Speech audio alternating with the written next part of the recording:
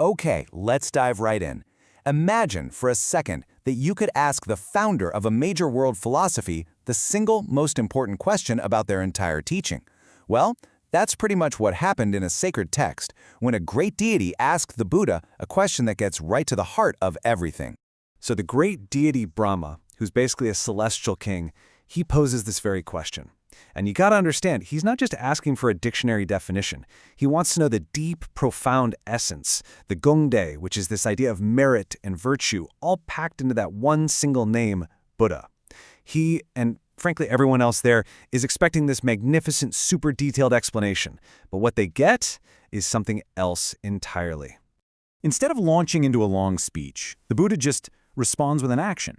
His body starts to emanate this brilliant purple-gold light. He cracks a little smile and then says, absolutely nothing. Just silence. I mean, the power of this non-answer is just incredible. It creates this huge sense of mystery and, let's be honest, probably a lot of confusion. Why would he refuse to explain the one thing everybody came to hear? So the whole assembly is just baffled. But one of the Buddha's top disciples, the great Mahakāssyapa, he gets it. Instantly. He sees all the confused faces and steps up to the plate to interpret this incredibly profound, silent teaching for everyone else. And he's about to introduce a concept that is the absolute key to this whole thing. This right here is the key. Mahakāssyapa explains that the true nature of a Buddha is bukkhe, or inconceivable. Now, this doesn't mean it's nonsense or that it doesn't make sense. It means it is beyond the grasp of our normal, everyday analytical minds. You know, it's a truth you just can't think your way into. It's something that has to be perceived directly, almost like an intuition. So the crucial point here is the difference between these two ways of knowing. On the left, you've got our usual mode of operation, conceptual thought, or CE. It loves to break things down, slap labels on them, and it's always looking for an answer out there. But over on the right, you have direct insight, Shenhui. This is totally different. It's immediate, it's whole, and it doesn't need words or labels. It's about realizing something that's already there inside. The Buddha's silence was basically a giant invitation to shift from that left column over to the right. Okay, so this leads to a pretty fascinating question, right? If the ultimate reality is inconceivable, then what does that say about all the teachings, all the books, all the sutras? Well, it means that language itself has a very specific and, a very limited role to play. Mahakāssyapa makes this absolutely brilliant point. Any name we use, even a really profound-sounding one like True Suchness Buddha, is just a placeholder. It's the classic finger pointing at the moon. The name is just a convenient tool for us to talk about a reality that in its true essence is completely beyond being named or labeled at all. And this is where it gets really cool. The text explains that all these teachings are basically like medicine prescribed for specific illnesses. We only ever talk about nirvana, the end of suffering, because we experience the cycle of birth and death, the cycle of suffering. One concept is literally created just to solve the problem of the other. It's the exact same logic here.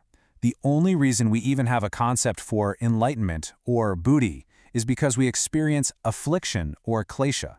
See? If you didn't have the problem, you wouldn't need a word for the solution. All of these words are relative. They're not absolute truths. They're just tools, not the final product. And all of this brings us to the ultimate conclusion, this powerful phrase, Yan Yu Dao Duan. What it means is that the path of language is cut off. Verbal teachings, they can guide you, they can point the way for sure, but they can't take you to the final destination. The truth itself exists in a place where language simply can't go. Now, you might be thinking, okay, this is getting pretty abstract. And you know what? It seems like the Buddha agrees. To really drive this point home, to make it so clear you can't deny it, he moves beyond silence and performs this stunning visual demonstration that just completely shatters everyone's normal understanding of reality. In an instant, boom, the fully enlightened Buddha, this radiant being of purple gold light, transforms, and he reverts back to how he looked as a young man, as Prince Siddhartha, way back when he was living in the palace, long before his whole quest for enlightenment even kicked off. You can imagine the entire assembly is just stunned into silence. Mahakāssyapa once again steps in to explain what they're all witnessing. This isn't just some magic trick, right? This is a living, breathing teaching.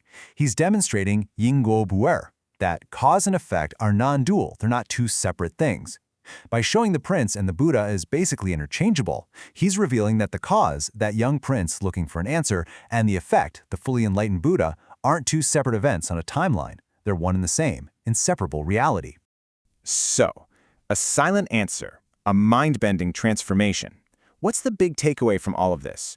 How does this ancient story actually connect with us today? Well, it really boils down to a few core principles. First, just remember that all teachings, all these words, they're just tools. They're like a map, but they are not the destination itself. Second, the ultimate truth isn't something you can just figure out with your brain. It's something you have to experience directly. And finally, and this is probably the most important part, this inconceivable nature isn't something external you have to go get. The text says it's inherently and originally complete within all of us. It's not about becoming a Buddha, it's about realizing the potential that you've had all along. The Buddha himself leaves us with this final, incredibly powerful warning. He says that just memorizing teachings and collecting concepts without that direct realization, it's totally pointless. It's like being an accountant for a billionaire. You can count their money all day long, you can know every single detail about their wealth, but at the end of the day, not a single penny of it is actually yours. And that leaves us with this beautiful, thought-provoking paradox, doesn't it? We've just explored a teaching that says words ultimately fail us. But this teaching itself was delivered to us through words.